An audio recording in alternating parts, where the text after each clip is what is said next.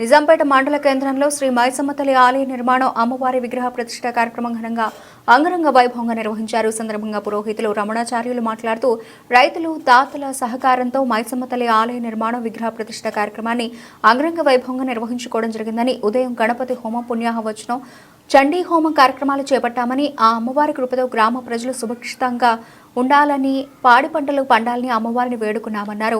అనంతరం అన్నప్రసాద దాత గంధి లింగమూర్తి ఆధ్వర్యంలో అన్నదాన కార్యక్రమం చేపట్టారు. కార్యక్రమంలో పురోహితులు శ్రీకాంతాచార్యులు, శ్రీధరాచార్యులు, రైతులు తాడెం మల్లేశం, రాజురెడ్డి, తిరుపతి రెడ్డి, తాడెం శ్రీశైలం, మావురం రాజు, తాడెం శ్రీకాంత్, శ్రీశైలం నాగరాజు, చెల్మేటి శివప్రసాద్ తదితరులు పాల్గొన్నారు.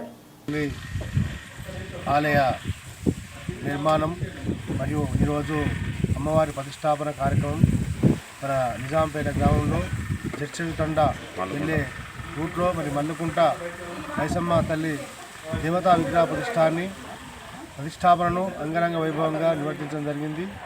దాతల సహకారంతో ఎంతో వైభవపేతంగా ఈ యొక్క అమ్మవారి ప్రతిష్టాపన కార్యక్రమాన్ని మహా ఘనంగా నిర్వహించడం జరిగింది.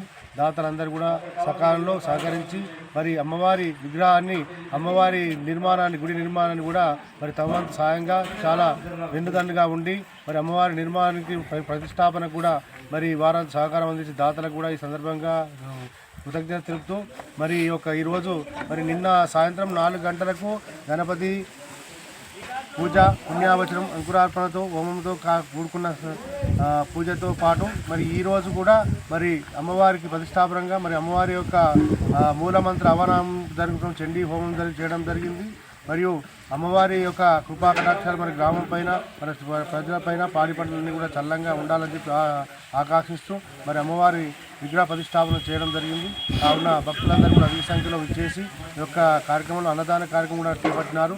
కావున అందరూ కూడా వచ్చి ఈ యొక్క అన్నదాన కార్యక్రమంలో పాల్పంచుకొని అన్నప్రసాదం స్వీకరించి అమ్మవారికి ఒక పాత్రలు కావాల్సిందిగా మనవి చేస్తున్నాము. అమ్మవారు ఎల్లవేళ పాడి పంటలు ఆయురారోగ్యాలు, ఐశ్వర్యాలు కలగజేయాలని చెప్పి ఆకాంక్షిస్తూ జై మైసమ్మ.